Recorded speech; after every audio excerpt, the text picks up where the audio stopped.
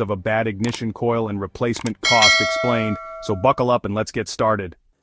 Now, let's talk about the warning signs that your ignition coil might be on its last legs.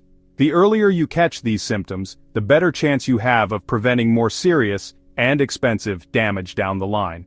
First and foremost, pay attention to how your engine sounds and feels. Is it misfiring, jerking, or sputtering, especially when you accelerate?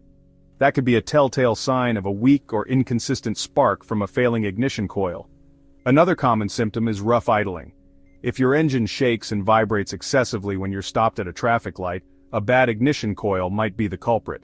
Difficulty starting your engine is another red flag. If your car cranks but struggles to turn over, a weak spark from a failing coil could be preventing the fuel-air mixture from igniting properly. And finally, keep an eye on your fuel efficiency. A failing ignition coil can cause your engine to burn more fuel, which means more trips to the gas station and less money in your pocket.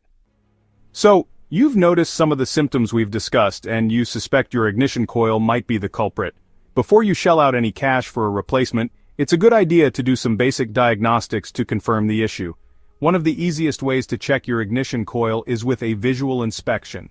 Pop the hood and locate the coil packs, which are usually mounted on the engine near the spark plugs. Look for any obvious signs of damage like cracks, burns, or corrosion. If you see anything suspicious, it's a good indication that the coil needs to be replaced.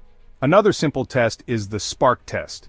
This involves removing a spark plug wire, with the engine off of course, and inserting a spark plug tester into the boot. Have a friend crank the engine while you hold the tester's metal tip near a grounded metal surface. If you see a strong blue spark, your coil is likely fine. A weak orange spark or no spark at all points to a bad coil.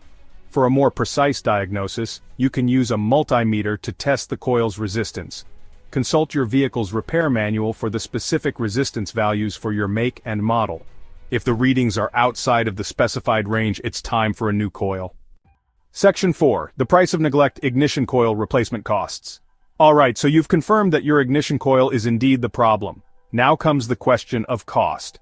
How much is this going to set you back? Well, the good news is that replacing an ignition coil is generally a relatively affordable repair, especially compared to some of the other things that can go wrong with your car.